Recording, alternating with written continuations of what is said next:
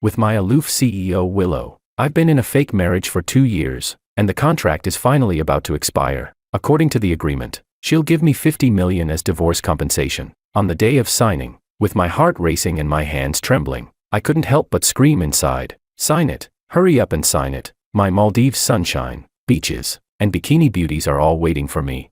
But who knew Willow's hand suddenly stopped. "Come on, sister, don't mess things up at such a crucial moment." "President Liu," Lawyer Lin asked, "is there any problem?" Willow Liu ignored him and just stared straight at me. "Don't tell me she found out I secretly drank her precious red wine last week." "No, impossible. I clearly refilled that 1982 Lafite with some cheap stuff." Chapter 1. I stared at the divorce agreement in front of me, my fingers tapping lightly on the mahogany desk. Lawyer Lin's assistant whispered, "Mr. Wong, how's the coffee? Does it suit your taste?" Oh, very good. Thank you." I came back to my senses, lifted the cup of Blue Mountain coffee worth half my day's salary, and took a sip. Bitter as hell, honestly worse than the 10 yuan instant coffee from a convenience store. The assistant politely left the room, and I continued staring blankly at the document. To be precise, at that number printed on it, 50 million. 50 million. A whole 50 million.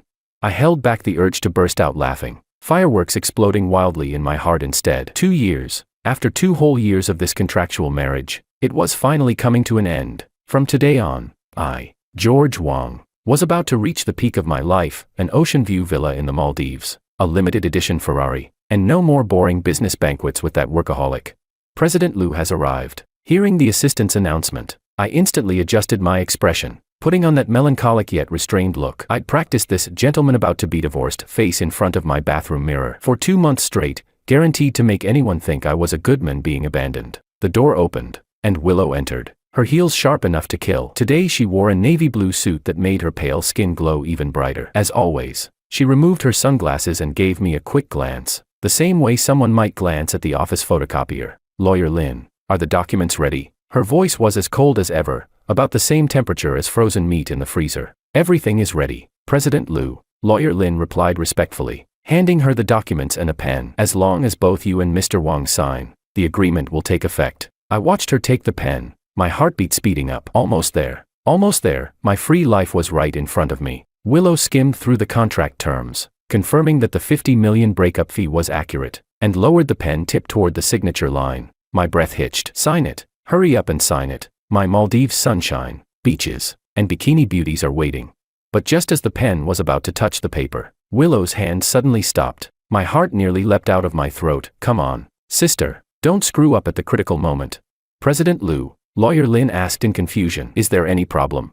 Willow ignored him and just kept staring straight at me. That look made chills run down my spine. Could it be she found out I secretly drank her treasured wine last week? No, that can't be. I clearly refilled that 1982 Lafite with some cheap knockoff. Willow snapped the pen shut and stood up. "I've changed my mind. This marriage is not ending." My brain instantly crashed. "What?" I blurted out, then quickly tried to fix it. Why suddenly? Crap, my voice was shaking. My 50 million, my ocean view villa, my sports car. What the hell was wrong with this woman? Didn't we agree the contract ended peacefully after 2 years?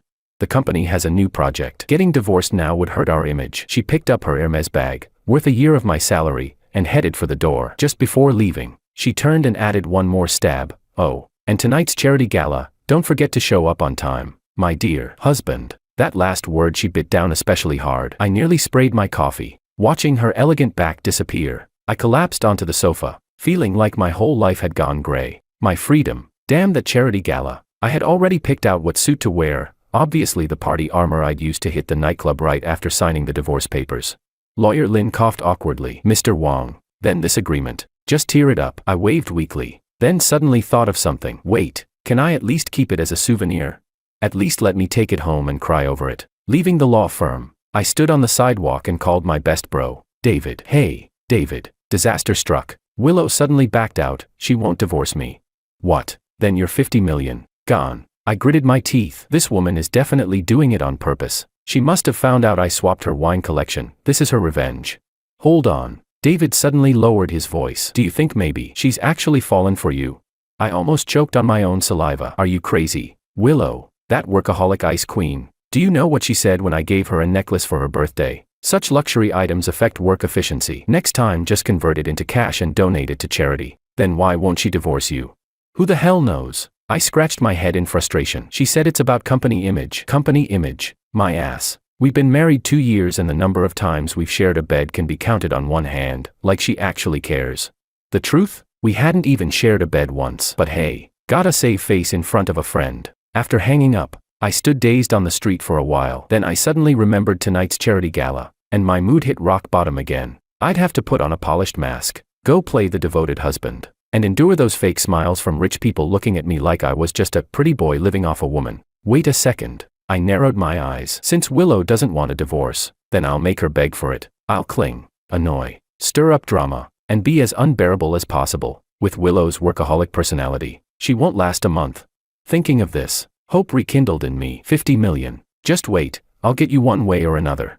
But first, I'd better swap back that bottle of Lafite I tampered with. Chapter 2. If Willow ever found out, I was afraid I wouldn't even get 50 cents of breakup compensation. I stood at the door of our marital villa, suitcase in hand, and took a deep breath. 2 years already, ever since I signed that damned marriage contract with Willow. I could count on one hand the number of times I'd stepped into this mansion. As I slid the key into the lock, my hand trembled, not from nerves, from rage. My 50 million, just gone, like that. Calm down, George, I muttered to myself. Stick to the plan. Within a month, Willow will definitely be the one to ask for a divorce. The moment I pushed the door open, a faint jasmine fragrance wafted over me. The living room was spotless, exactly the same as the last time I'd been here, which basically meant Willow hadn't been staying here either. Dragging my suitcase upstairs, I paused in front of the master bedroom door for 3 seconds, then decisively turned around and headed to the guest room. Sure, the contract said we had to act like a loving couple, but keeping some distance in private was better. Besides, my current goal was to make Willow hate me, not actually live with her. I had barely set down my luggage when my phone buzzed. A text from Willow, charity gala, Hyatt Hotel, 7 p.m. Don't be late. I rolled my eyes at the screen. Typical Willow, even without punctuation. Her words carried the tone of a command. Of course, darling, I'll be right on time, I typed back, deliberately cheesy, even adding a disgusting heart emoji. The second I sent it, I regretted it. Too obvious. Willow was too smart, she'd definitely suspect something. But then again, suspicion might work in my favor. Let her think I was acting strange. I unzipped my suitcase and began unpacking. On top were my carefully prepared, annoying husband props, 3 ridiculously flashy shirts. Willow hated gaudy clothing. A bottle of cologne so strong it could fumigate a room. She once said she hated overpowering scents. And a stack of gossip magazines, according to her. Reading them was a waste of life. Perfect. I grinned, grabbed the cologne, and sprayed myself like crazy, nearly choking myself to death. Halfway through unpacking, my stomach growled. I checked the time, 4 p.m. Still 3 hours until the gala. Plenty of time to eat and then dress myself in maximum obnoxiousness. Humming a little tune, I headed downstairs toward the kitchen. But the second I pushed the door open, I froze. Willow was sitting at the dining table, surrounded by documents, fingers flying over her laptop keyboard. She lifted her head and glanced at me, her brows instantly furrowing. What did you spray? New cologne. You like it? I deliberately spun around, letting the scent spread even more. Willow's nose twitched, but she quickly returned to her blank expression and said flatly, "It's fine." Wait, that's not right. Wasn't she supposed to wrinkle her nose in disgust and tell me to wash it off? There's food in the fridge. Heat it yourself. Willow didn't even look up again. I grabbed the excuse to escape and rushed to the fridge. Inside, everything was neatly arranged in containers labeled Monday, Tuesday. Classic Willow, even meals had to be scheduled. I grabbed a box at random and shoved it into the microwave. While waiting, I stole a glance at Willow. Sunlight streamed through the floor-to-ceiling windows, gilding her figure in gold. Her lashes cast delicate shadows across her cheeks. I had to admit, this woman was stunning. Pity her personality was hellish. The microwave chimed with a ding, snapping me back. I took out the container, carried it to the far end of the dining table, and sat down as far from Willow as possible. Willow suddenly said, "Wear the navy blue suit tonight." I was in the middle of shoving food into my mouth and nearly choked. I have my own sense of style. Those flashy shirts of yours will embarrass me in front of clients. I pouted, silently retorting, "Who cares what your clients think? I'm wearing the flashiest one I've got." Willow's fingers paused on the keyboard for a moment, but soon resumed typing. She left behind just 2 words, "Up to you." Weird. She actually gave in. That wasn't Willow's style at all. After finishing dinner, I practically bolted back to the guest room, locked the door, and leaned against it, panting. Too strange. Willow was way too strange today. I checked the time, 5:30. Time to get ready for the gala. Although I'd been full of bravado in my head earlier, for the sake of survival, it was safer to go along with her this time. I pulled out the navy blue suit but paired it with a flamboyant red tie as a tiny act of rebellion. By 6:30, when I came downstairs, Willow was already waiting in the living room. She wore a black backless gown, her hair pinned up, her long neck exposed. I had to admit, this woman had the kind of presence that was impossible to look away from. Change the tie. She didn't even turn her head. I looked down at my red tie. Why? I think it matches perfectly. Like a restaurant waiter, Willow replied as she turned, holding out a navy blue tie. Wear this. In my heart, I cursed her out 6 different ways. Control freak, perfectionist, ice queen. Who the hell wants to listen to you anyway? But then Willow suddenly blinked, the corner of her lips twitching just the tiniest bit, before her face returned to its usual poker face mask. Hurry up, we'll be late. Like a puppet on strings, I changed the tie and followed her out the door. In the car, I decided to test something. Staring out the window, I shouted inside my head, Willow is a tomboy. Willow is a tomboy. Willow is a tomboy. Willow kept her eyes glued to the files on her tablet, not reacting at all. Guess I was overthinking it. Mind reading was too ridiculous. The charity gala was as boring as ever. I stood beside Willow like some decorative vase, plastering on fake smiles for every rich man who came over. On the surface, they treated me politely, but their eyes screamed, pretty boy living off his wife. And where do you work, Mr. Wong? A middle-aged man with a face full of fat asked with a smile. I'm a freel. Before I could speak, Willow cut in smoothly, slipping her hand naturally through my arm. My husband is a freelancer. I almost choked on my own saliva. Willow touched me. Did the sun rise in the west today? Freelancer? So, no real job then. The middle-aged man's eyes glinted with disdain. In my head, I cursed his entire family tree, but Willow suddenly gave my arm a gentle squeeze, then said to him, perhaps Mr. Zhang doesn't know, my husband is a business analysis expert. Many of our investment decisions are based on his advice. I stared at her in shock. Business analysis expert? Sure, I majored in that in college, but how did Willow know? And blowing my reputation up like this wasn't part of the contract. By the time the gala ended, I was utterly exhausted. This kind of event was worse than hard labor. At least hard labor didn't require fake smiling. Back home, Willow went straight upstairs to the master bedroom. I collapsed on the sofa, pulled out my phone, and texted David. The plans changed. Willow's acting way too strange today. He replied instantly, strange how? She actually praised me as a business analysis expert, and she even linked arms with me. Holy shit, don't tell me she's falling for you. Get lost. I shot back with an angry emoji. Starting tomorrow, we execute Plan A. Plan A, my and David's carefully designed clingy husband strategy, bombarding Willow every day with countless texts and calls until she couldn't stand me anymore and begged for a divorce. At 7 in the morning, the alarm went off and I jumped out of bed, immediately sending Willow my first message. Good morning, darling. What a beautiful day, miss you. The moment I hit send, I got goosebumps all over. Willow usually woke up at 7:30, never earlier. I waited for her to reply with a simple get lost or maybe just block me outright, but my phone buzzed almost instantly. To my shock, Willow replied, good morning. The weather is indeed nice. Don't forget breakfast. I stared at the screen for a full minute. This wasn't right. Willow never replied to this kind of boring message, much less cared about whether I ate or not. Unwilling to give up, I sent another, what time are you off work today? I'll come pick you up. Let's have dinner together. This time it took 5 minutes before her reply came. 7. I want Japanese food. I nearly dropped my phone. What the hell? Willow agreeing to a date. According to David's theory, she was supposed to be disgusted by me. All day long, like some lunatic, I sent Willow a message every 30 minutes. From, have you eaten lunch? To, is the office AC too cold? I left nothing out. And the scarier part, Willow replied to every single one. She even took the initiative to send me a picture of her lunch.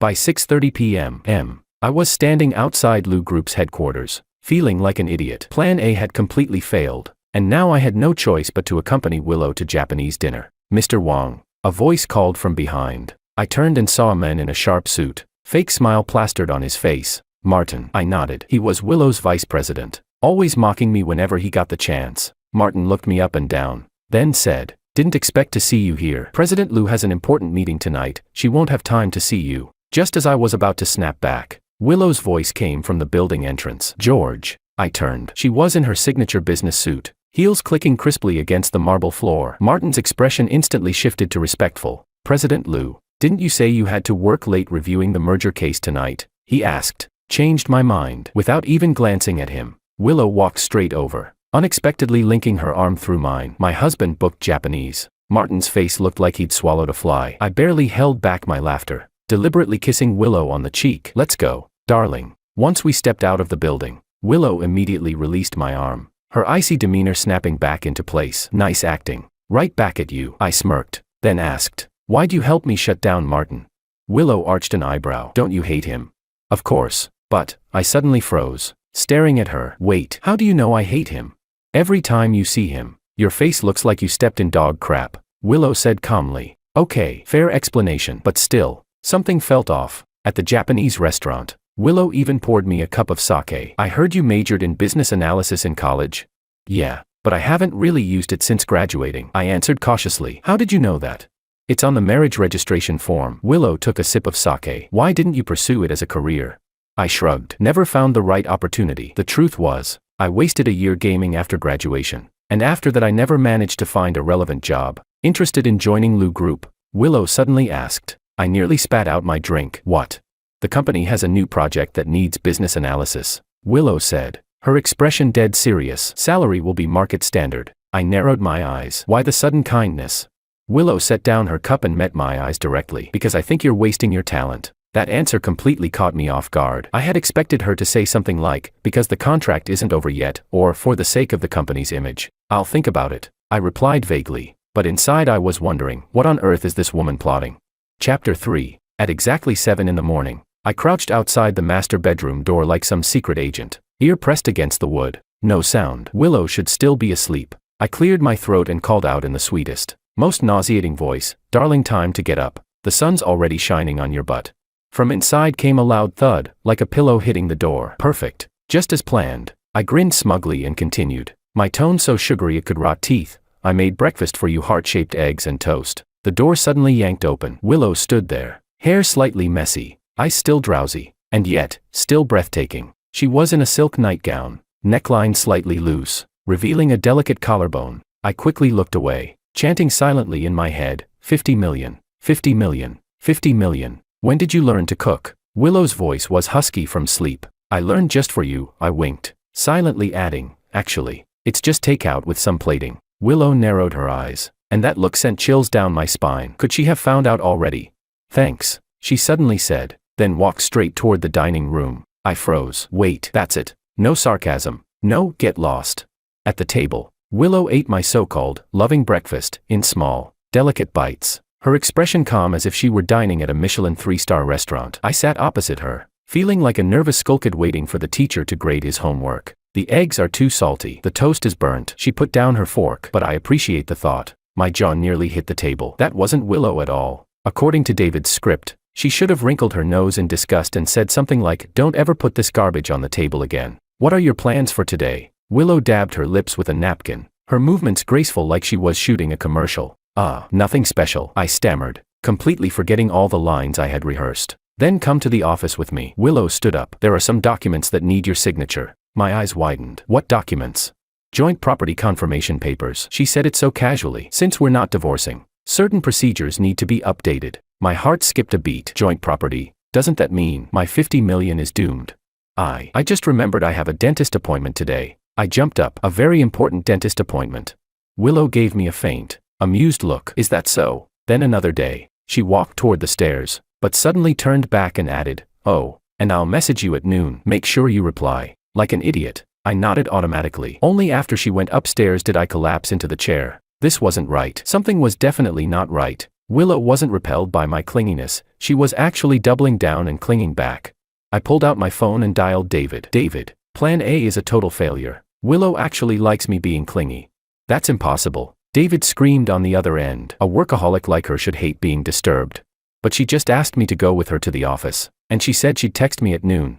There was silence for a few seconds. Then David muttered, George, are you sure this is just a contractual marriage? Of course. We haven't even held hands, I hissed, except for the necessary public appearances. Then why is she suddenly acting like this? David said under his breath. Unless what? Unless she's really falling for you. I almost crushed my phone in my hand. Are you out of your mind? Willow, like me, do you know what she said the last time I gave her flowers for her birthday? These meaningless plants only attract bugs and cause allergies. Then how do you explain her attitude toward you now? I was speechless. Yeah, how do I explain it? Unless, a terrifying thought struck me. David, what if she can hear what I'm thinking? The sound of roaring laughter exploded from the other end. Ha ha ha. Are you insane? Mind reading. What do you think this is? A sci-fi movie. I thought so too. It was absurd, but Willow's behavior lately had been far too abnormal. At exactly noon, my phone buzzed. A text from Willow. Have you had lunch?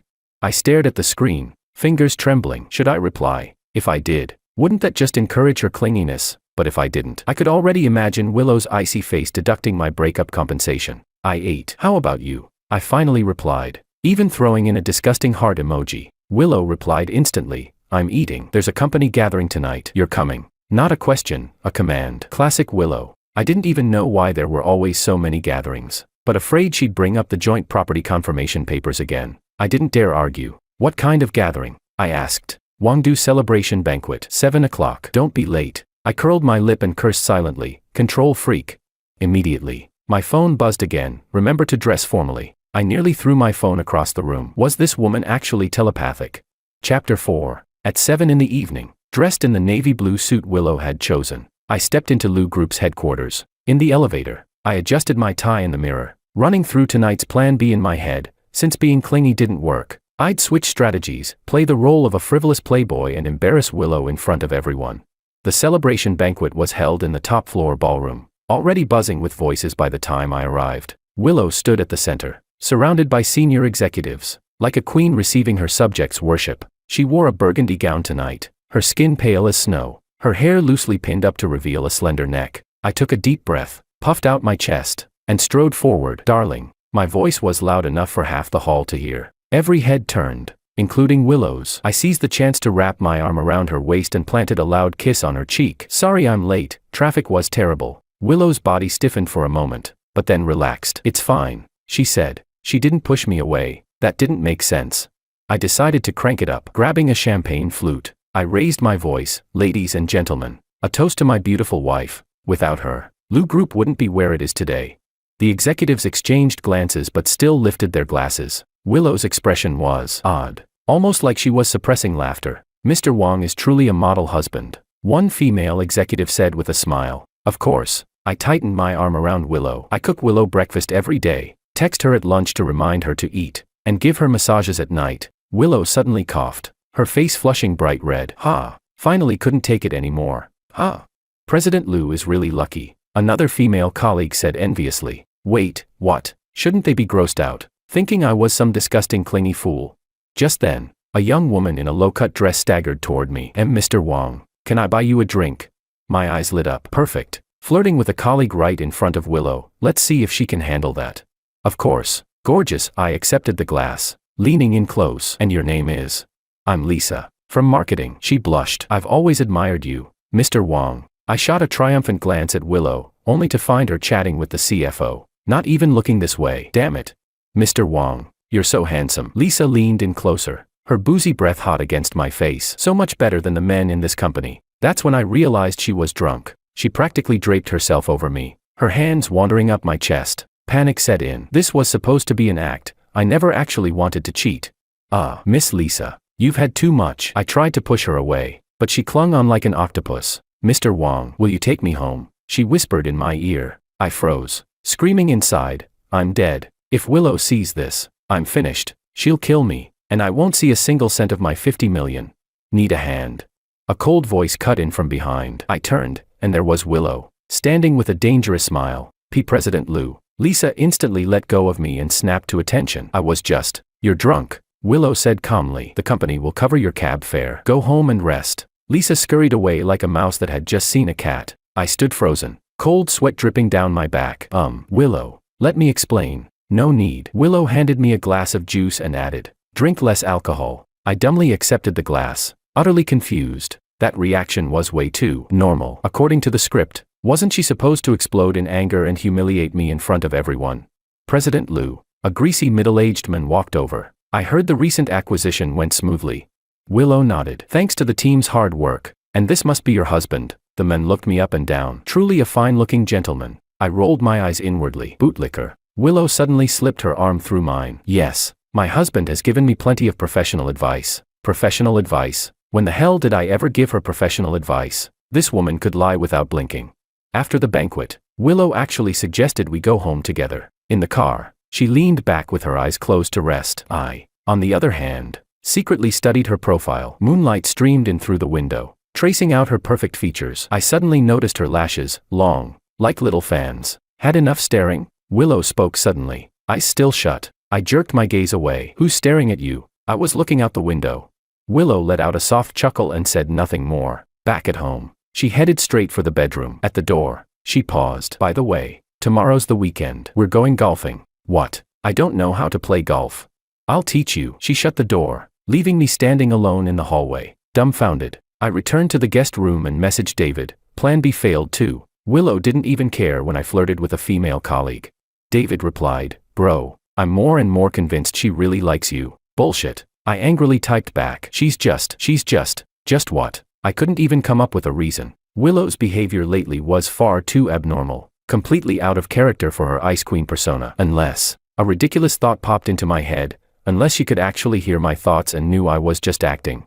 I shook my head, banishing the absurd idea. Mind reading. Nonsense. Tomorrow's golf, there. I had to find a way to make her bring up divorce herself. Chapter 5. The next day, I put on the clothes she had picked for me and followed her to the golf course. Whack. The golf ball shot out like a cannonball, tracing a perfect arc in the air, then landed squarely on the head of a rich guy in the next lane. Ow. A scream echoed across the entire golf course. I stood frozen, hands trembling around the club. Great. I was doomed this time. George Wong. Willow stormed over, heels sinking into the grass. Her teeth were practically grinding. Was that on purpose? I blinked innocently. I told you I don't know how to play golf. That was the chairman of my group. Willow hissed under her breath. Do you have any idea we're negotiating a partnership with them? I rolled my eyes inwardly. Not my problem. Outwardly, I put on a guilty face. Sorry, darling, should I go apologize? Willow took a deep breath, then suddenly smiled. Sure, go ahead. Wait, that wasn't right. Wasn't she supposed to be furious and cancel the whole outing? Reluctantly, I shuffled over to the old man clutching his head. Terribly sorry, sir. You're President Liu's husband, aren't you? The old man glared. Do you know that shot could have sent me straight to the ICU? How about I buy you a drink? I offered with a sheepish grin. A drink, he snorted. I quit drinking 20 years ago. Crap, flattery backfired. I glanced at Willow. She was sitting calmly under a sun umbrella, sipping iced tea, watching the show like it was entertainment. In the end, I had to sign off on a medical bill with a terrifying number just to settle it. On the way back to the clubhouse, I drooped like a drowned dog. Happy now, Willow handed me a glass of lemonade. Ecstatic, I muttered. Now you see how terrible it is to bring me along. Right, next time, just go buy yours. No, I think it was fun. Willow cut me off. Let's come again next weekend. I spat out the water. What? Willow raised an eyebrow. What? You don't want to exercise with me? I was speechless. Had this woman lost her mind? Logically, she should never want to see me again after this. Back home, I collapsed onto the sofa, reflecting on life. The golf plan failed. The clingy plan failed. The Playboy plan failed. Willow's tolerance was beyond imagination. Looks like it's time for harsher measures, I muttered, pulling out my phone and searching how to be a terrible husband. The next morning, I deliberately slept in until the sun was high. When I went downstairs, Willow had already gone to work. On the dining table was a note. Breakfast is in the microwave. I curled my lip and dumped the breakfast straight into the trash. Then I began executing my terrible husband plan. Step 1. Scatter dirty socks everywhere. Step 2. Play video games in the living room until 3 a.m. Volume maxed out. Step 3. Order piles of junk food delivery and stack the empty boxes on the coffee table. Step 4. Use Willow's fancy teacups as ashtrays, even though I didn't smoke. 3 days later, the apartment looked like a pigsty. I surveyed the chaos proudly. Surely this time, Willow would blow her top. At 7 in the evening, I heard the sound of the door lock turning. I immediately sprawled across the sofa in the most obnoxious pose I could manage, hammering away at the game controller with loud pa-pa-pa clicks. Willow walked in, her heels crunching on top of pizza boxes. She looked around, and her expression was surprisingly calm. Having fun? She asked. Having the time of my life, I shouted deliberately. Way better than playing golf with you. Willow nodded, set down her briefcase, and began taking off her jacket. Wait, what? Why wasn't she angry? Don't you think the house is too messy? I probed. A little. Willow bent down and picked up one of my dirty socks. But the cleaning service is coming tomorrow. My jaw almost hit the floor. That's it. No yelling. No slamming the door. I'm tired. I'll take a shower first. With that, Willow headed upstairs, leaving me sitting alone in the trash heap, questioning my entire existence. Plan C failed. The next day was Saturday, and I slept until noon. When I finally went downstairs, the apartment was spotless again. My game console was neatly tucked away in the TV cabinet, and all the takeout boxes were gone. Willow sat at the dining table working, a cup of coffee in front of her, but something looked off. Her face was pale, her eyes bloodshot, and she kept coughing. "You're sick," I blurted out. Willow shook her head. "I'm fine." When I got closer, I saw beads of sweat on her forehead and her lips were cracked. She was obviously running a fever. "Did you check your temperature?" I frowned. "No time." Willow didn't even look up. "This merger case is due Monday." I yanked her laptop out of her hands. "If you're sick, then rest." Willow finally looked up, her gaze sharp. "Give it back." "No." I hid the computer behind me. "Go lie down upstairs. I'll go buy you medicine." "Not necessary." Willow stood to snatch it back, but suddenly swayed, nearly collapsing. I quickly caught her, and the heat radiating from her skin shocked me. "God, you're burning up like this and still working. Let me go." Willow struggled, but her strength was clearly fading. Without another word, I scooped her up in my arms. She was shockingly light, like a weak little kitten pressed against me. "George, put me down," she protested weakly. "Shut up." I carried her upstairs. "Move again and I'll throw you off the stairs." Willow finally stopped struggling, maybe too exhausted to resist. I laid her gently on the bed, pulled the blanket over her, and started rummaging for a thermometer. "Medicine box is in," Willow tried to tell me weakly. "I know where it is." I cut her off gruffly. Truth was, I had no idea. I finally found it in the bathroom cabinet. The thermometer read 39.2 degrees Celsius. I swore out loud, then dug out the fever-reducing pills. "Take it." Willow shook her head. "It'll make me drowsy. I still have work." "Work? My ass." My voice rose with anger. "You want to fry your brain and end up an idiot?" Willow blinked in shock at my outburst, then obediently took the pill and swallowed it. I handed her a cup of warm water. My movements were unexpectedly gentle. "Get some sleep," I ordered. "I'll go buy food." Willow had already closed her eyes, her long lashes casting shadows on her pale face. I stood by the bed for a moment, and a strange feeling welled up inside me. Downstairs, I immediately called David. "David, emergency. Willow has a high fever." "So, let her call a doctor herself." "But she looks really bad." I bit my nails. "What should I do?" There was silence on the other end for a few seconds. "George, don't tell me you're actually worried about her." "Bullshit," I denied instantly. I'm just afraid if she dies, I won't get my 50 million. Heh. David let out a cold laugh. "Then why are you calling me?" I was speechless. Yeah, why was I calling David? Shouldn't I just let Willow fend for herself? Whatever. I hung up in frustration, grabbed the keys, and stormed out. An hour later, I came back carrying bags stuffed with fever medicine, porridge, fruit, and even a bouquet of flowers. The shop clerk said patients recover faster in a good mood, so I just grabbed one. Yeah, that's all. No other reason. Just afraid she'd die and I wouldn't get my 50 million. When I went upstairs, Willow was still asleep, but restlessly, murmuring faintly in her dreams. I quietly set everything down and sat at the bedside, watching her. Without her strong CEO mask, Willow looked incredibly fragile. Her brows were furrowed, and her cheeks glowed with an unhealthy flush from the fever. Almost without thinking, I reached out to brush aside the strands of hair on her forehead, only to flinch at how scorching hot her skin was. She needed physical cooling.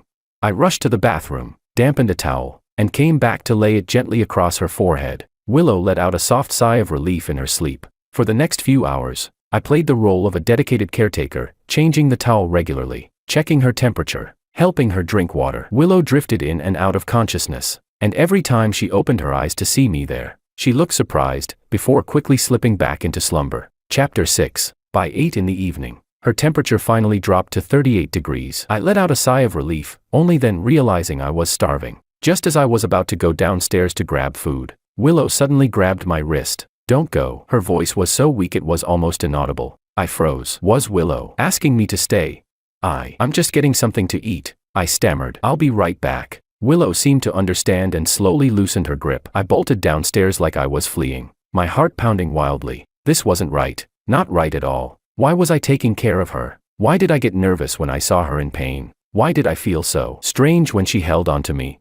When I brought hot porridge back to the bedroom, Willow was already awake, propped against the headboard, looking much better. "Thanks." She took the bowl softly. I snorted. "Don't get the wrong idea. I just don't want the cops to think I killed you if you croak in front of me." Willow's lips curved faintly. She gave a small in response. She sipped the porridge slowly while I sat there pretending to play with my phone, secretly sneaking glances at her. She looked much healthier. Guess the fever medicine was working. "You've been here the whole time?" Willow suddenly asked. I shrugged. "Where else would I be? I thought you'd take the chance to go out and have fun. Am I that kind of person?" I rolled my eyes, silently adding, "Though that really was my original plan." Willow actually laughed, weakly, but genuinely, as she answered, "No, We lapsed into a strange silence. After she finished the porridge, I set the bowl aside and casually took her temperature again. 37.4. Much better. I sighed in relief. You should be fine by tomorrow. Willow studied me for a long moment, then said quietly, "You're actually good at taking care of people." "I am not," I denied instantly. Just what? I had no idea. I just couldn't stand by and do nothing while she was sick. "Go to sleep," I muttered stiffly. "I'll be in the next room. Call me if you need anything." I stood up to leave, but Willow suddenly said, "George." "What?" "Tonight, can you stay?" Her voice was soft. "I don't want to have nightmares." My eyes widened. Willow, acting cute. That was even scarier than her having a fever. Whatever, I stammered, dragging a chair over to the bedside. "Just go to sleep already." Willow nodded and closed her eyes. I sat there in the darkness, listening to her steady breathing, my emotions swirling like a spilled paint palette. Why was I staying? Why wasn't I seizing the chance to push for divorce? Why did my chest tighten every time I saw her looking so vulnerable? Moonlight spilled through the window, falling across Willow's sleeping face. I suddenly realized just sitting here watching her like this didn't feel so bad. The next morning, sunlight pierced through the gap in the curtains, stabbing at my eyes. I groggily opened them, only to realize I'd spent the night slumped awkwardly beside Willow's bed, my neck aching like I had whiplash. Willow was already awake, sitting up with a tablet in hand, brows furrowed in concentration. Her complexion was much better, though her lips were still pale. "You feeling better?" I asked hoarsely, rubbing my neck. Willow glanced at me. Classic Willow, concise to the point of cruelty. I stood and stretched, bones cracking under the strain. God, had I really slept on that hard chair the whole night? Willow didn't even look up as she said, "You should have slept in the guest room." "You think I wanted to sleep here?" I rolled my eyes. Who was the one holding onto me and refusing to let go last night? Her fingers froze on the tablet, the tips of her ears turning slightly red. I was delirious from the fever. Just talking nonsense. I was about to retort when I suddenly noticed the headline on her screen: Lou Corporation suspected of financial fraud. Stock price plummets 15%. What's going on? I leaned closer to get a better look. Willow instantly locked the screen and said flatly, "Nothing. Company business." "Hey, I already saw the headline." I frowned. "Financial fraud? Is that for real?" "Of course not." Her tone was icy. "It's just malicious short selling." She threw back the covers and got out of bed. Her movements were steady, but I caught the subtle way she supported herself on the nightstand. Still sick, and already pretending to be fine. This woman. Seriously, where are you going? I blocked her path. "To the office." Willow brushed off my hand. "Now is not the time to stay in bed. You still have a fever." "So what?" She was already at the wardrobe, picking out clothes. "Every 1% drop in stock price means tens of millions in losses." My mouth opened, but I couldn't think of a rebuttal. Knowing Willow, she would drag herself to the office even if she had to crawl. "Suit yourself." I turned toward the door. "Just don't blame me if you keel over." Despite my words, I still headed straight to the kitchen downstairs. 10 minutes later, I came back with a cup of hot honey water and 2 slices of toast. "Eat." I shoved the plate into Willow's hands. "I don't want you fainting on the way." She blinked in surprise before accepting it. "Thanks." While she ate, I secretly pulled out my phone and looked up the news. It was worse than I thought. An anonymous letter accused Lou Corporation of inflating profits, even attaching so-called internal documents, obviously forged. But the market had already panicked. "So how are you planning to respond?" I asked. Willow buttoned up her shirt collar. "Hold a press conference to clarify, and have legal prepare a lawsuit." Too passive. I shook my head. With this kind of malicious short selling, clarification alone won't cut it. You need to find out who's behind it, and at the same time give the market a stronger signal. Willow paused mid-motion with her tie, staring at me in surprise. "You actually know about this?"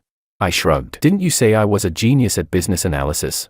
So what do you suggest?" For once, there was a trace of genuine consultation in her tone. I thought for a moment. "First, announce a major investment or acquisition right away to show the company's financial strength. Second, get a few heavyweight partners to stand publicly by your side. And most importantly, investigate who's been shorting your stock in huge amounts." Willow nodded slowly. "Thoughtful. That makes sense." She picked up her phone and dialed. "Martin, call an executive meeting at 9. Also, contact President Wang and Chairman Chen. Tell them I'll host them for lunch." After hanging up, she turned to me. "Are you coming with me?" "Me?" I pointed at myself. "To your company? You claim to understand business analysis, don't you?" Willow picked up her briefcase. "Consider yourself a consultant." I was about to refuse, but then I caught sight of her still pale face. Against my better judgment, the words that came out were, "Fine, I've got nothing else to do today anyway." Chapter 7. Half an hour later, we arrived at the Lou Corporation headquarters. The moment I stepped into the lobby, I could feel the tension in the air. Employees hurried past, whispering to each other. When they saw Willow, worry immediately appeared on their faces. In the elevator, Willow suddenly swayed. I caught her just in time. "Hey, you okay?" "I'm fine." She pushed me away, but her fingers clenched tightly around the strap of her briefcase, her knuckles white. The conference room was already full of executives. When Willow entered, everyone rose to their feet. "Sit." Willow walked straight to the head of the table. "You all know the situation. Let's discuss countermeasures." For the next 2 hours, I sat quietly in a corner, watching how Willow commanded the room. Her complexion was still pale, but her thinking was razor-sharp. Each instruction came out crisp and decisive. Against my will, a trace of admiration stirred in me. "I think we should stabilize the major shareholders first," said a slick-haired man. I recognized him as Martin. "Especially the Ito family. They hold 15%. If they sell, the Ito family won't sell." Willow cut him off. "I have a personal relationship with Makoto Ito." Martin's expression soured, but he pressed on. "Still, Makoto has been pursuing you for years. Now that your marriage is public, that's my private matter." Willow's tone was icy. "Next topic." I let out a silent whistle in my head. Whoa. Willow had a suitor, and one who held 15% of the company. Interesting. "I think Vice President Martin has a point," a female executive interjected. "We should take a two-pronged approach, clarifying while also finding a heavyweight partner to stand by us." "Such as?" Willow asked. "For example, Hashin Group. They've been expanding overseas lately, and their business would complement ours." I couldn't help but laugh. All eyes in the room snapped toward me. "Sorry." I raised my hand. "But Hashin's cash flow is practically broken. Having them stand by you, that's suicide." The room fell silent. Willow narrowed her eyes. "How do you know Hashin's having liquidity issues?" I realized too late that I'd slipped. "Read it somewhere. In the financial news." "Which financial media?" Willow pressed. "Can't remember." I looked away, mumbling. "Just had that impression." Willow studied me thoughtfully for a moment before turning back to the others. "Mr. Wong is right. Hashin isn't a good choice. Any other suggestions?" When the meeting ended, most of the executives left. Only a few core members stayed behind to discuss details. Willow called me aside. "What you said about Hashin, was that true?" I nodded. "Their investments in Southeast Asia tanked last year. Now they're surviving on short-term loans." "How do you know this?" Her sharp gaze felt like it could strip away my lies. I sighed. "Fine. I sometimes do freelance business analysis for friends." "What kind of friends?" "Just some investment institutions." I hedged. "I help them analyze company financials and such." Willow was about to press further when Martin approached. "President Liu, the press conference is scheduled for 3 o'clock. "Good." Willow nodded, then turned back to me. "You're coming to the press conference with me." "Me?" My eyes widened. "Why would I go?" "You're my husband. At a time like this, of course you need to appear with me." Willow's tone was firm, leaving no room for argument. "We need to send the market a signal of family stability." I opened my mouth to refuse, but when I saw the exhaustion in her eyes, the words stuck in my throat. "Forget it. Might as well help her all the way." Before the press conference, Willow's assistant hurried over. "President Liu, we found a lead. The short sellers are an overseas hedge fund, but there may be domestic capital behind it. Find out who." Willow ordered. The assistant hesitated. "There are signs that it could be the Ito family." Willow's face instantly turned pale. I caught every word and felt my stomach sink. So that suitor Makoto wasn't such a harmless guy after all. At the press conference, Willow was flawless. She calmly refuted the accusations of financial fraud and, at the same time, announced a new energy project in partnership with a state-owned enterprise. When a reporter asked about our marriage, she even took the initiative to hold my hand, showing a rare smile. "My husband has given me tremendous support." Flashes erupted like fireworks. I slipped an arm around her waist, grumbling inwardly, "Great acting." Even I almost believed it. On the way back to the office, Willow's steps were clearly unsteady. I grabbed her. "Enough. You need rest. There's still another meeting." Willow protested weakly. "Cancel it," I said firmly, half carrying her into the lounge next to her office. "Lie down." "That's an order." For once, Willow didn't resist. She collapsed onto the bed. I touched her forehead, burning hot again. "Damn it." I fished out the antipyretics. "Take the medicine." Willow obediently swallowed the pill and closed her eyes. I sat by the bed, staring at her furrowed brows, and couldn't help reaching out to smooth them. "Why are you helping me?" Willow suddenly asked. Eyes still closed. I froze. "What?" "Today," she whispered. "You could have just ignored it all." I shrugged. Even though she couldn't see it, I had nothing better to do. Willow's lips curved faintly. "Liar." "Hey, I was being nice." "I know." Willow interrupted softly. "Thank you." I was speechless. Willow actually said thank you. The sun must have risen in the west. After resting a while, Willow insisted on going home. In the car, she leaned against the window with her eyes closed, while I scrolled through Liu Corporation's data on my phone. The more I read, the The clearer it became, this short-selling attack wasn't random. The methods were professional. The timing precise, it had the fingerprints of an insider. Who do you think it is? Willow suddenly asked. I hesitated. High chance there's a mole. Willow nodded. I think so too. The most suspicious one is Martin. We said the name at the same time. We exchanged a glance, both a little surprised. Willow was the first to look away. He's always wanted to replace me. This crisis just handed him the perfect chance. Want me to dig into it for you? The words slipped out before I could stop them. Damn it. Why was I volunteering? Willow looked at me in surprise. You can investigate this.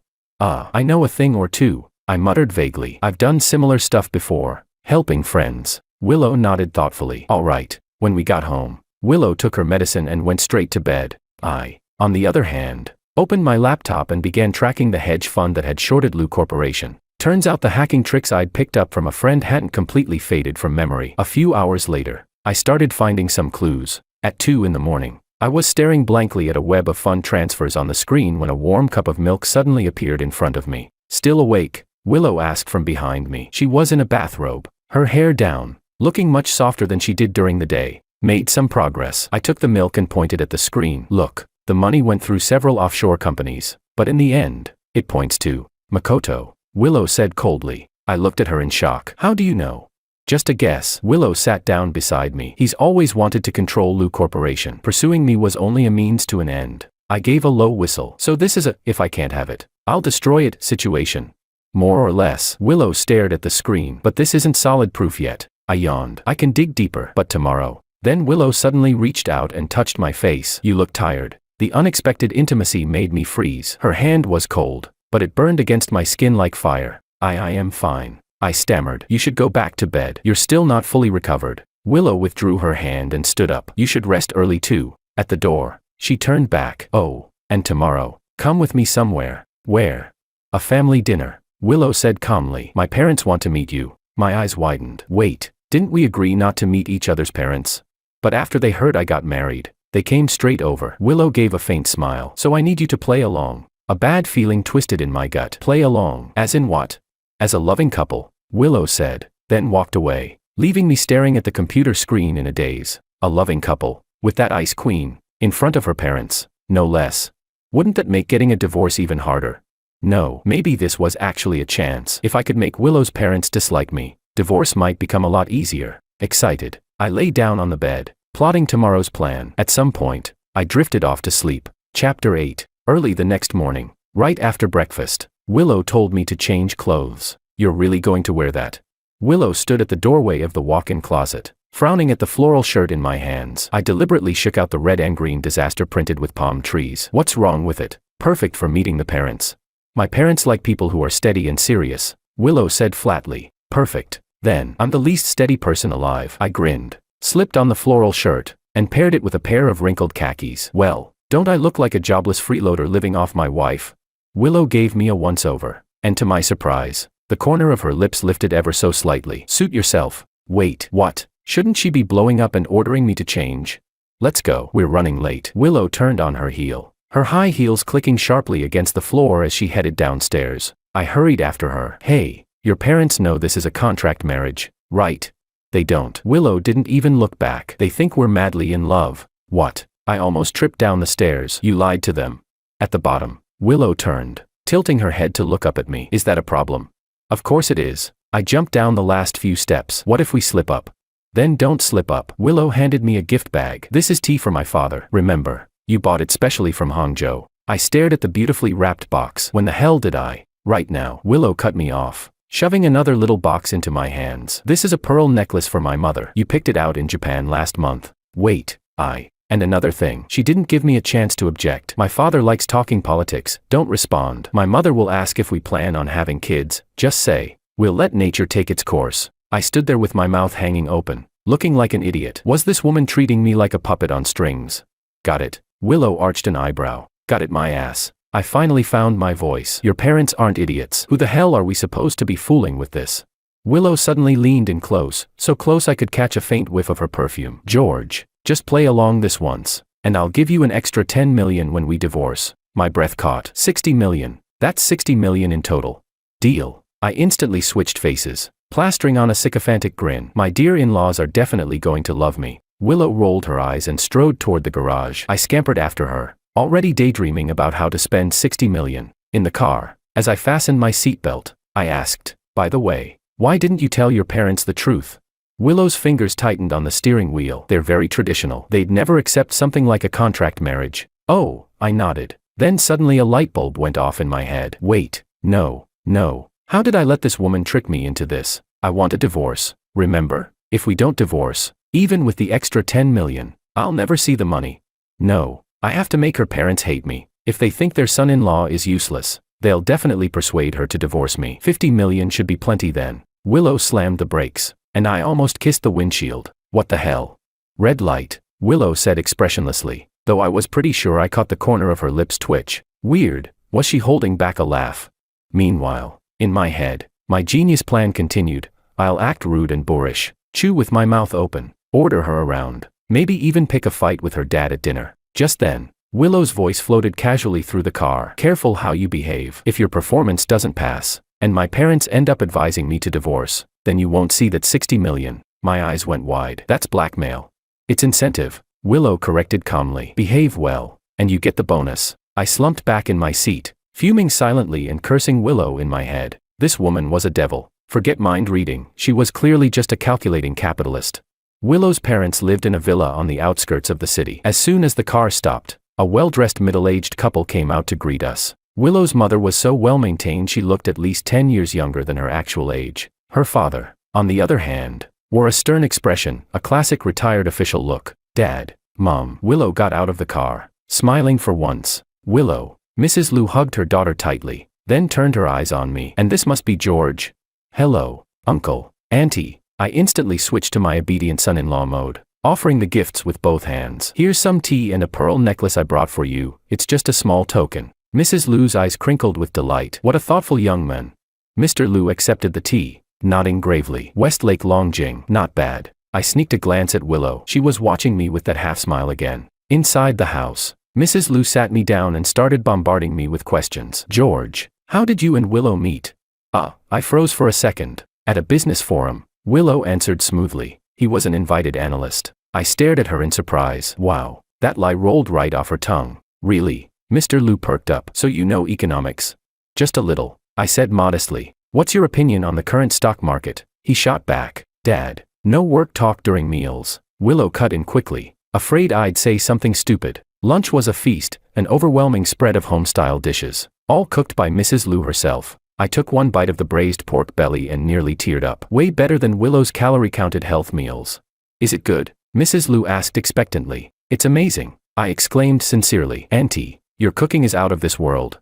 Mrs. Liu beamed with joy, piling more food into my bowl. I ate so heartily that I completely forgot about my act terrible plan. George, Mr. Liu suddenly spoke. I heard you're a freelancer.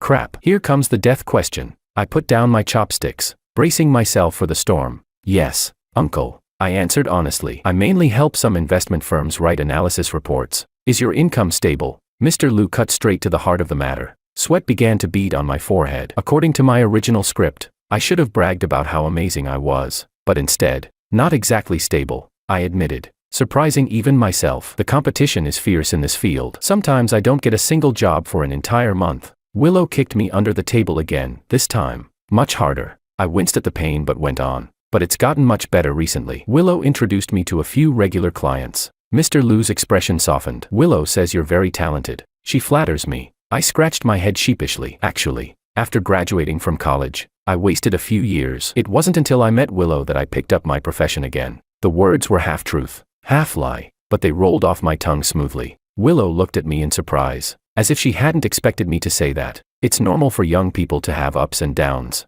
Mr. Liu actually smiled. What matters is that you don't give up. After lunch, Mr. Liu pulled me into his study for a game of Chinese chess. My chess skills were terrible, but to my surprise, we got along well. From economic trends to history and politics, I discovered this retired cadre was actually a man of deep insight. George, midway through the third game, Mr. Liu suddenly said, Willow has been strong-willed since she was a child. She keeps everything bottled up, but since being with you, I can tell she's opened up more. My hand slipped, placing the chariot in the wrong spot.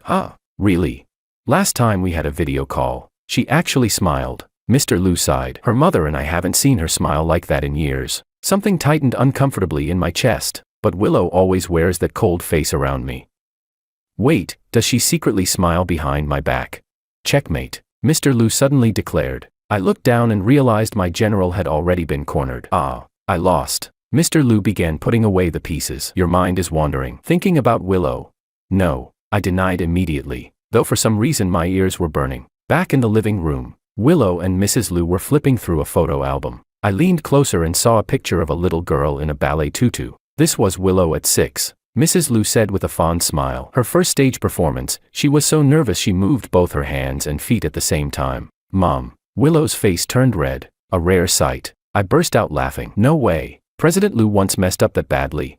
Willow shot me a glare, but in her eyes I caught a rare trace of ease. Sunlight spilled through the window onto her face, and in that moment she looked so alive, completely different from the cold, untouchable businesswoman I knew in the office. I suddenly realized this was the first time I had seen the real Willow, not my contract wife, not the CEO of the Lu Group, but just an ordinary girl who could still get shy in front of her parents. On the way back, the car was unusually quiet. I stole glances at Willow's profile, recalling what her father had said, and felt something I couldn't quite put into words. Today, thank you. Willow suddenly broke the silence. I was caught off guard. My parents haven't been this happy in a long time. Her voice was soft. Especially after seeing you finish all the food my mom made. I scratched my head. Well, that braised pork was really delicious. George. Willow abruptly pulled the car over and turned to face me. You did really well today. Do I get a reward then? No. Willow locked eyes with me. Weren't you planning to act like a lazy freeloader? Why did you change your mind? I froze. Yeah, why? I could have easily made her parents dislike me. So why didn't I? Because your dad's actually a good man, I finally said. And that 60 million is pretty tempting. Willow stared at me for a few seconds, then suddenly smiled. Liar. Hey, buckle up. Willow cut me off, restarted the car, and said, let's go home. Home. Coming from Willow's mouth, the word carried an unexpected warmth. That night, lying in the guest room bed, I replayed the day over and over. Her parents' attitude toward me, Mr. Lu's words, Willow's relaxed demeanor in front of her family, all of it left my mind in turmoil. Suddenly, my phone buzzed. It was a message from David. Bro. How's the plan going? Did Willow bring up divorce yet?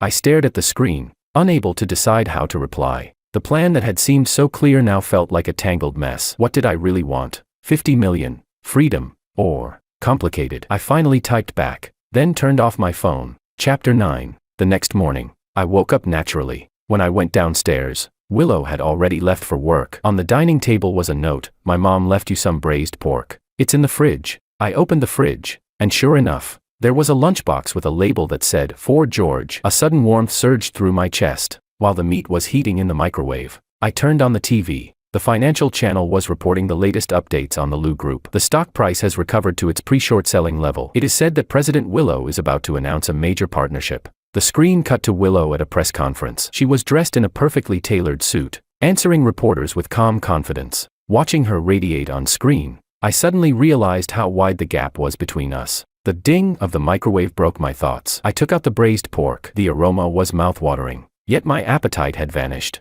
My phone buzzed again. This time it was Willow. Are you free tonight? Dinner's on me. I stared at the message as if it came from an alien. Willow inviting me to dinner. Did the sun just rise from the west? Why? I replied. To thank you for yesterday. She answered. My parents really like you. I looked at the message. Emotions tangled in my chest. What they liked was a facade. The role of a perfect son-in-law I had played for a day. If they knew the truth. My phone buzzed again. 6 o'clock. Victory Restaurant. Don't be late. Classic Willow order. I shook my head and replied with a single word. Okay. Putting the phone down, I walked to the window and looked at the sunlight outside. Suddenly, I wondered, if there were no contract, if we were a real couple, what would it be like? The thought startled me. I shook my head to chase it away. Don't be stupid, George. Don't forget about the 50 million. No. Now it's 60 million. But why? When I thought about 60 million, did my heart not leap the way it used to? Victory Restaurant was the most expensive Cantonese place in town. Rumor had it a single meal could cost an ordinary person's monthly salary. I stood at the entrance, tugging at the only decent navy blue suit I owned, feeling utterly out of place. Sir, do you have a reservation? The doorman asked politely. Willow booked a table, I murmured. The doorman's expression instantly turned respectful. A guest of President Lu. Please. This way. He led me through the glittering hall into a semi-private booth. Willow was already there. head bent over some documents. Today she wore a dark green dress, her hair loosely pinned up, exposing her slender neck. Under the soft lights, she looked like a living oil painting. "You're here," Willow said without looking up. I pulled out the chair and sat down. "How are your parents?" "They're good. My mom even asked when she could invite you to dinner again." Willow closed the file at last and lifted her gaze to me. "Let's order." I opened the menu and gasped inwardly at the prices. 4 digits for a single dish. That's robbery.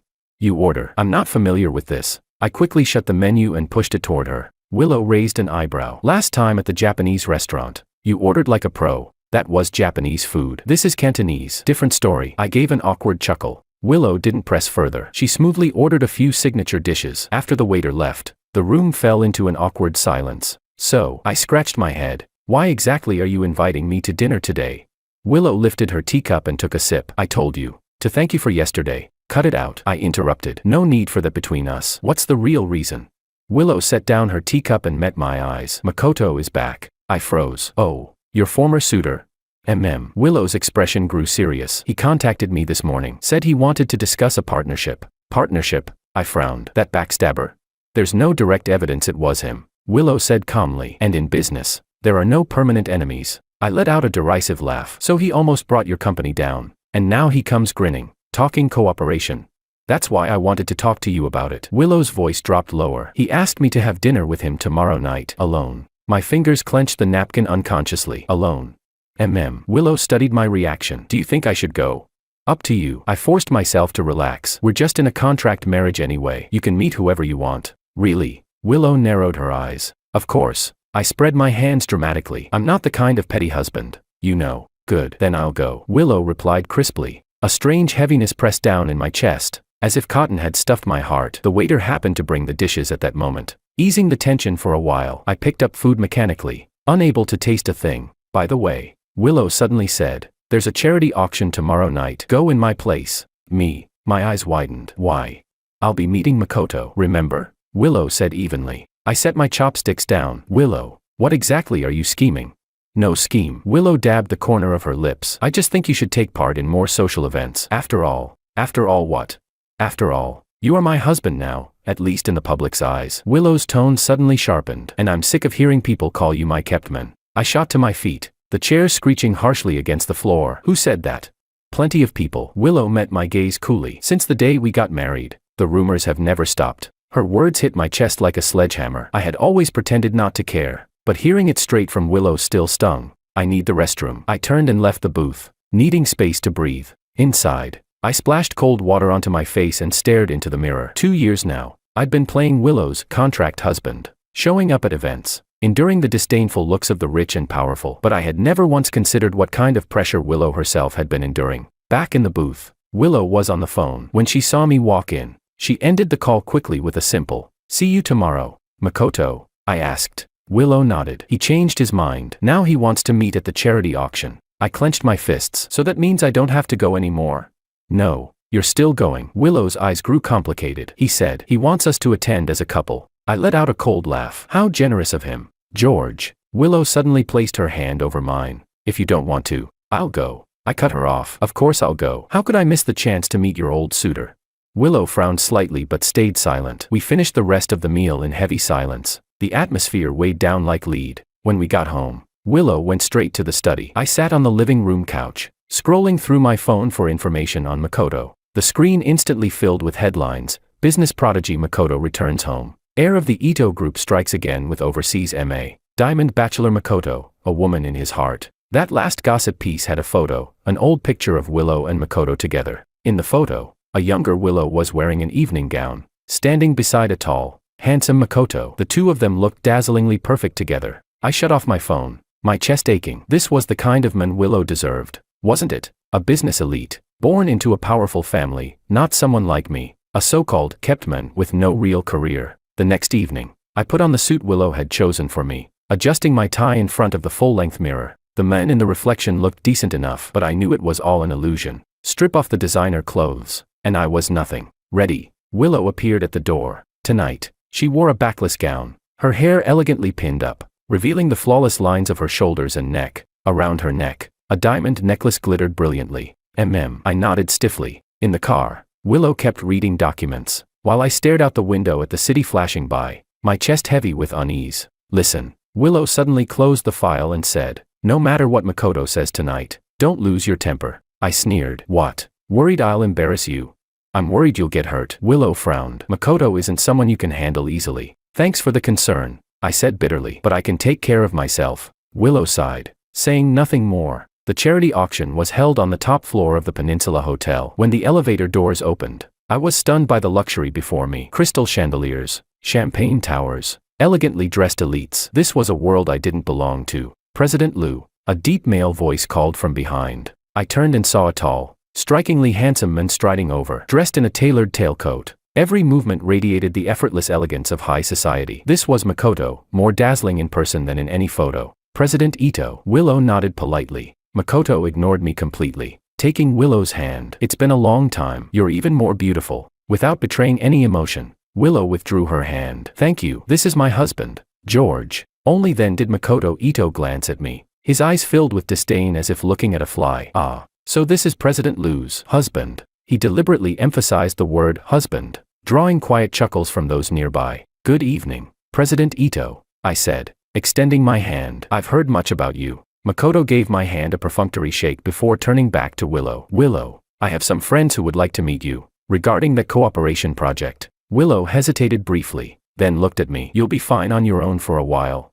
"Of course." I forced a smile. "Go ahead." Watching Willow walk away with Makoto, I clenched my fists tight. This was the life Willow truly wanted, wasn't it? To stand beside someone like Makoto, an elite who could casually discuss billion-dollar deals, not someone like me, a worthless kept man with no real job. I grabbed a glass of champagne and drifted along the edges of the hall alone. Every so often, curious glances landed on me, followed by hushed whispers. I didn't need to hear clearly to know what they were saying. "That's Willow's boy toy. He's nothing but a freeloader. What does President Liu even see in him?" One glass after another. I drank too much. The alcohol blurred the sharp edges of those voices but only made my pride sting more. "Mr. Wang," a strange voice called. I looked up to see a slick-haired man standing before me. "Martin, Willow's vice president." "Vice President Martin." I nodded, trying to steady myself. "Drinking alone?" Martin asked with feigned concern. "Where's President Liu?" "Talking business," I answered curtly. "Oh, with President Ito." "Huh." Martin gave a knowing smile. "They go way back." "Back then they almost." "Almost what?" I narrowed my eyes. "Nothing." Martin feigned a slip of the tongue. "By the way, I heard you've been helping President Liu analyze some data lately." My guard shot up. "How did you know that?" "There are no secrets in a company." Martin sipped his wine. "But I'd advise you not to get too invested. Once President Liu and President Ito finalize a partnership, the company's structure will change drastically." "What do you mean?" "Exactly what I said." Martin lowered his voice. "President Ito has had his eye on the Liu Group for years, and he still has feelings for President Liu. You get what I'm saying?" I shot up from my chair. "What exactly are you trying to say?" "Relax." Martin took a step back. "I'm just giving you a friendly warning. When they reconcile, you, her contract husband, will be dismissed. Isn't that right?" My blood turned cold. You know. "Just a guess." Martin smirked. "After all, how could President Liu really fall for someone like you?" I didn't wait for him to finish. My heart pounding, I turned and stormed away. How did Martin know our secret? Did Willow tell him? Or had our arrangement become so obvious that everyone already guessed it? At the center of the hall, the auctioneer was presenting a jewel. From a distance, I saw Willow and Makoto sitting in the front row. His hand rested intimately on the back of her chair as he leaned in to whisper something. I couldn't see Willow's expression clearly, but she didn't pull away. A sharp pain struck my chest. I set down my glass and quietly slipped out of the hall. The night wind cooled my burning face, and only then did I realize tears were streaming down. Pathetic. I was actually jealous over a contract wife, heartbroken over a woman who never truly belonged to me. Back at the villa, I went straight to the guest room and began packing. 2 years of farce had to end. Willow didn't need a burden like me, and I didn't want to live this humiliating lie anymore. 50 million, 60 million, to hell with it. Some things matter more than money. From the closet, I left behind all the designer suits Willow had bought me. I only packed my old clothes and my laptop. Taking one last look at the room that had never truly been mine, I gently closed the door. In the living room, I left a note. "The contract is over. I wish you happiness." Chapter 10. Just a few simple words, yet they drained every ounce of my strength. Leaving the keys behind, I dragged my suitcase toward the door. At that moment, the sound of the lock turning echoed through the silent living room. Willow stood in the doorway, her face pale. "Where are you going?" Her voice sliced through the silence like a knife. She stood there, still in her high heels, car keys clutched in hand, her chest rising and falling rapidly. I froze in place, the suitcase handle digging painfully into my palm. I just need some air. With a suitcase, Willow sneered, her eyes landing on the crumpled note in my hand. What's that? Instinctively, I balled the paper tighter in my fist. Nothing. Willow strode forward, snatched the note from my hand, and unfolded it. Her eyes scanned the words quickly, her expression darkening with each line. What's the meaning of this? She glared at me, her voice trembling slightly. The literal meaning. I looked away. The contract is over. You're free. I don't agree. Willow tore the note into shreds. We signed a contract. Then call it breach of contract. I let out a bitter laugh. Take the penalty out of my 50 million. George. Willow suddenly raised her voice. What the hell is wrong with you? What's wrong with me? I shouted back, unable to hold it in. Watching you and Makoto whispering so sweetly. Am I supposed to pretend nothing happened? Listening to everyone mock me as your boy toy. Am I supposed to just smile through it?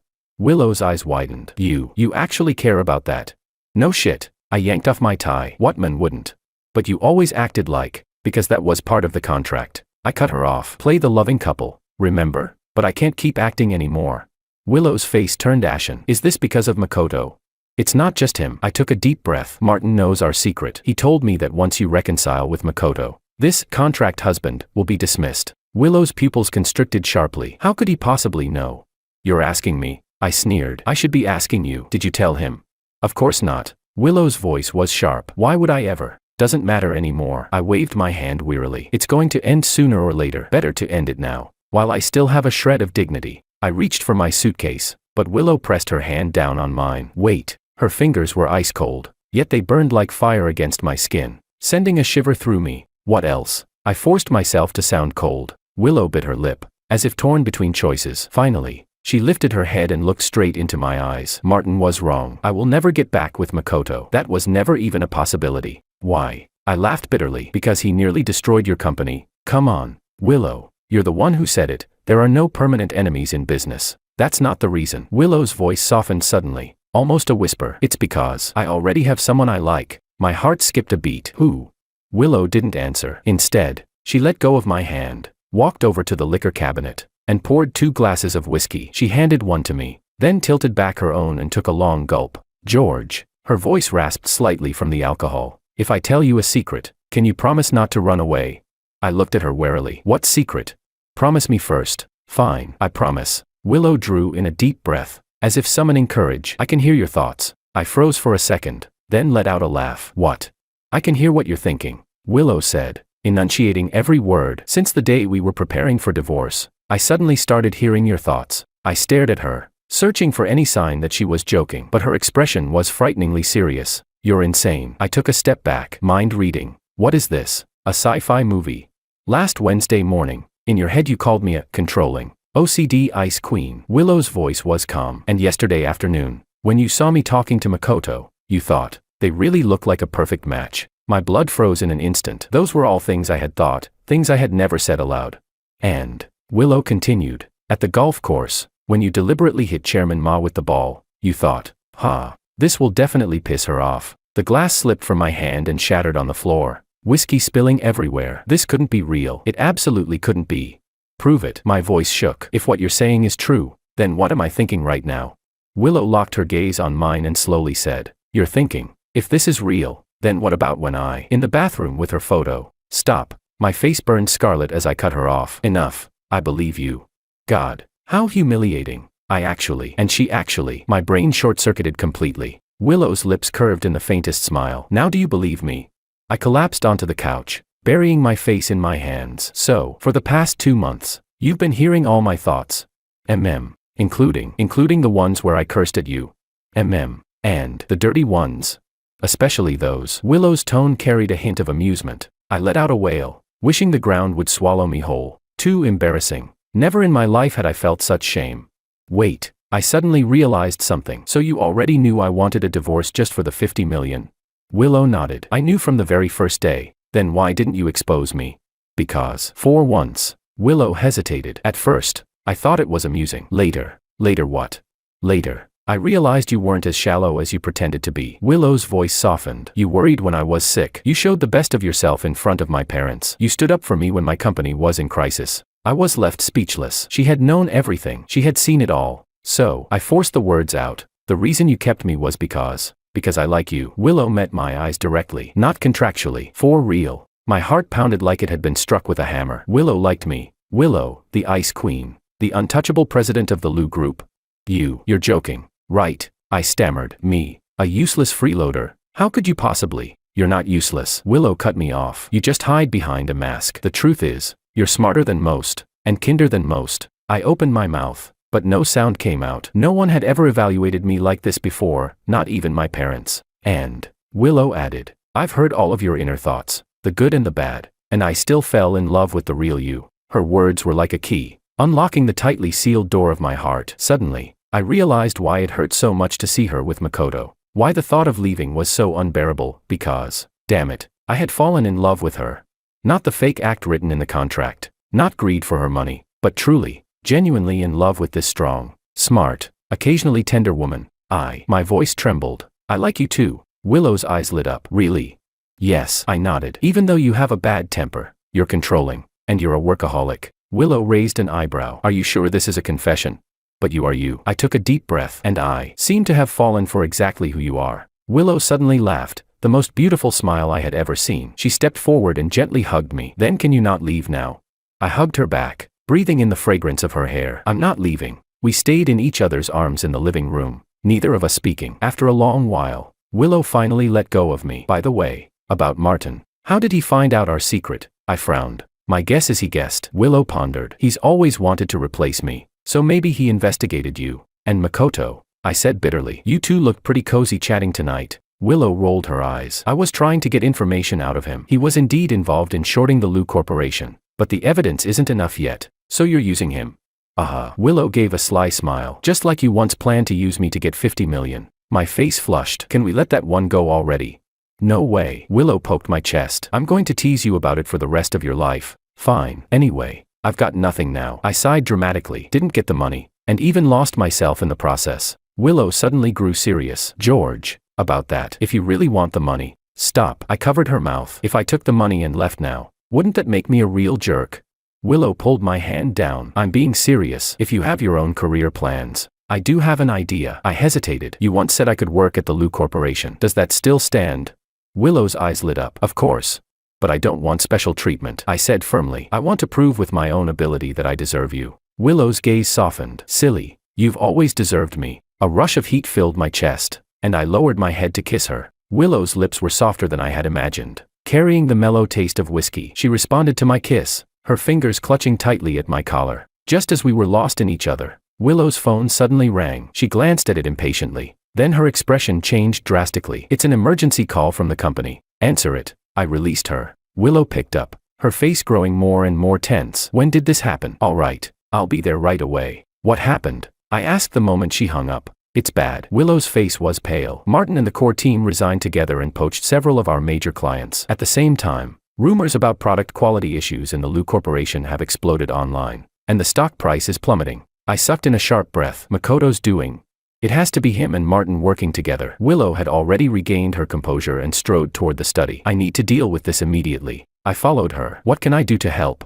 Without looking up as she opened her laptop, Willow said, help me contact several mainstream media outlets and prepare a clarification statement. Then check the background of those clients to see if there's any chance of salvaging them. Understood. President Lou. I gave a half-joking salute. Willow glanced up at me, the corner of her mouth lifting. Welcome to the Lou Corporation. Consultant Wong. The next 72 hours, we barely slept. Willow handled crisis PR and internal stability, while I used my expertise in analysis and media connections to help her organize information and craft strategies. Through this process, I saw a whole new side of Willow, resilient, decisive, unflinching in the face of danger. Even in the company's biggest crisis in history, she never once showed panic. That strength, more than her beauty, made me utterly captivated. On the third day at dawn, when we finally brought the situation under control, Willow collapsed asleep at her desk. I gently picked her up, ready to carry her back to the bedroom. Just then, her phone vibrated. A new message flashed across the screen. From Makoto.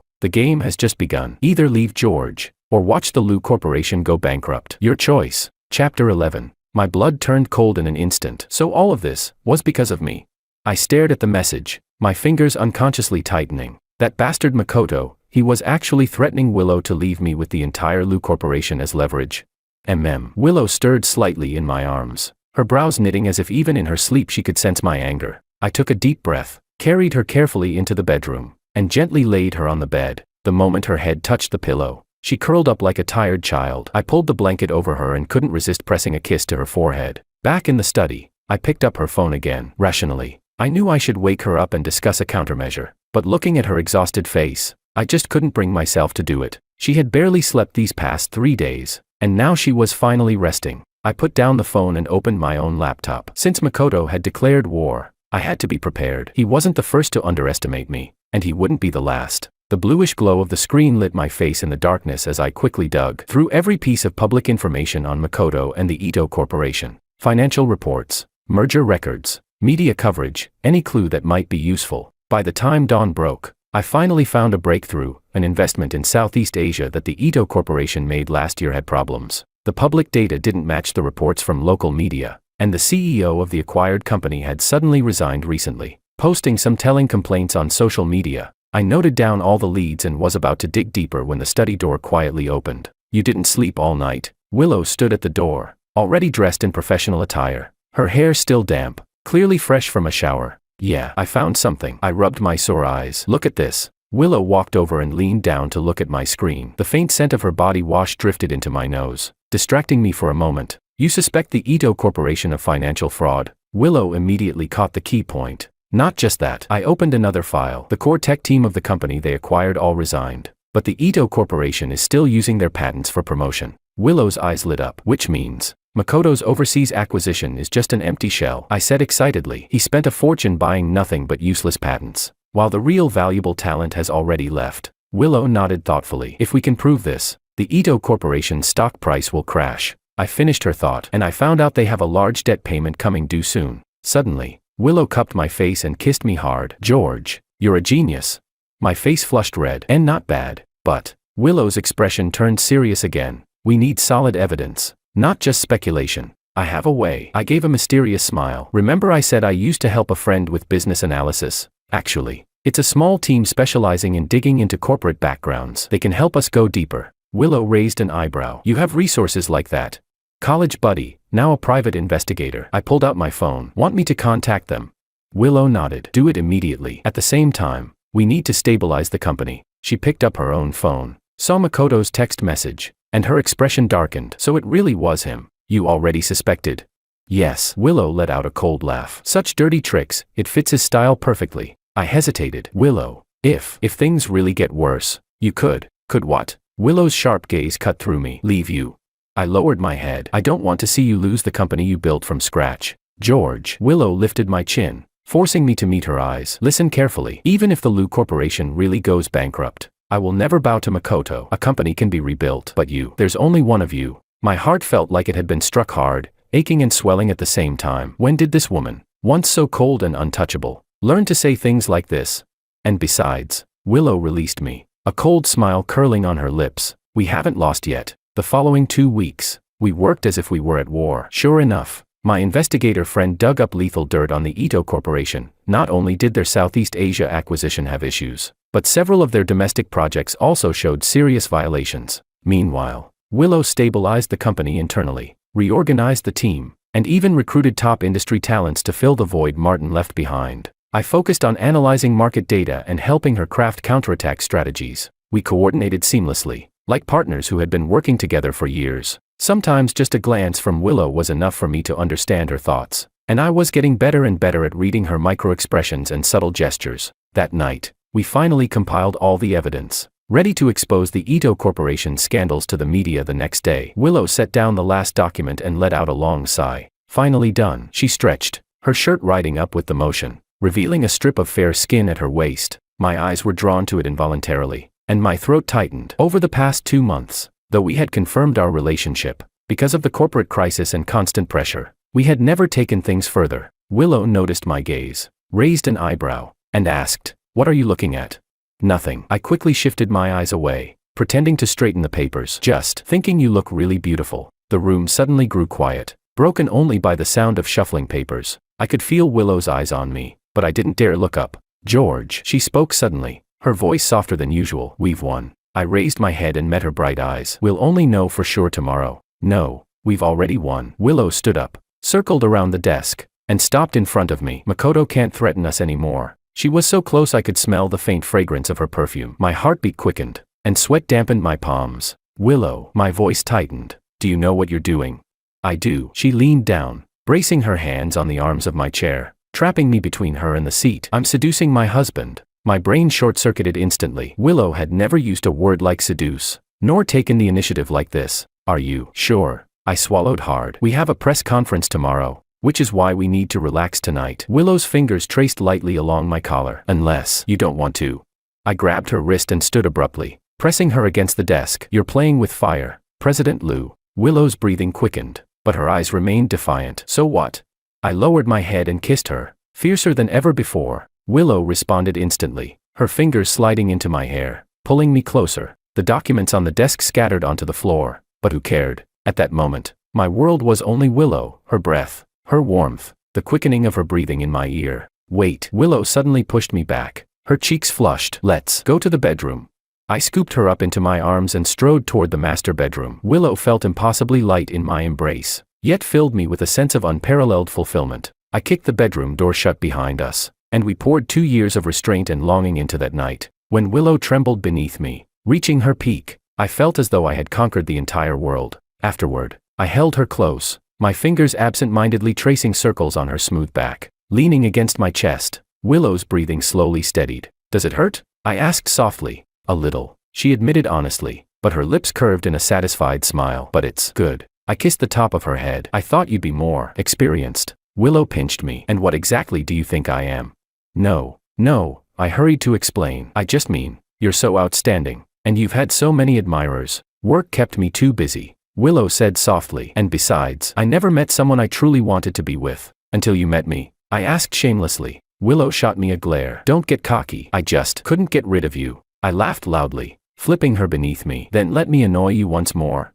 Her protest was swallowed by my kiss. That night, we explored each other's bodies like two explorers discovering a new continent, tirelessly giving and taking. Chapter 12. The next morning, when the alarm went off, I forced my sore eyes open. Willow was already awake, leaning against the headboard reading documents. She was wearing my shirt, her hair casually tied up. Morning. She didn't even look up. The press conference starts at 10. You have an hour to get ready. I propped myself up and kissed her bare shoulder. Did you sleep well last night? Willow finally set down the papers and turned to look at me. You already know the answer. Her lips were slightly swollen, and there were marks on her neck that I had left. Seeing these battle trophies, I couldn't help but grin smugly. Stop grinning. Willow gave me a push. Get up. Today's important. Yes, President Liu. I gave her a mock salute, jumped out of bed, and rushed into the bathroom. The press conference was packed with reporters. Willow stood on stage in a sharp white suit, speaking with confidence and grace as she presented the evidence of the Ito Corporation's violations. Based on these facts, Willow concluded calmly, we have submitted a formal report to the Securities Commission, and we will take legal action to protect our rights. Reporters snapped photos furiously, the flashing lights blinding. I stood in a corner of the room, watching the radiant Willow on stage, my chest swelling with pride. Just then, my phone vibrated. It was a message from my investigator friend, Bombshell. Makoto Ito suspected of insider trading. Evidence sent to your email. I immediately opened my email and quickly scanned the attachments. It truly was a bombshell. Records of Makoto buying massive amounts of put options just before shorting the Liu Corporation. I quickly caught Willow's eye from the stage. She understood instantly. After answering the current question, she said, excuse me, I've just received an important update. Then she revealed the new discovery. The room erupted into chaos, and several reporters immediately started live broadcasts. Within half an hour, Ito Corporation's stock price plunged, forcing Makoto into an emergency trading halt. When the conference ended, Willow was surrounded by a swarm of media. I stood at the outer edge, watching her handle every question with composure and confidence, my heart brimming with pride. Mr. Wang. A familiar voice came from behind me. I turned to see Martin standing there. His suit was wrinkled, his face haggard and exhausted. Vice President Martin, I said coldly. What do you want? I came to apologize. Martin lowered his head. Makoto lied to me. He said he only wanted President Liu to change her mind. So you betrayed the company, I sneered. And now that you see Makoto about to go down, you come crawling back.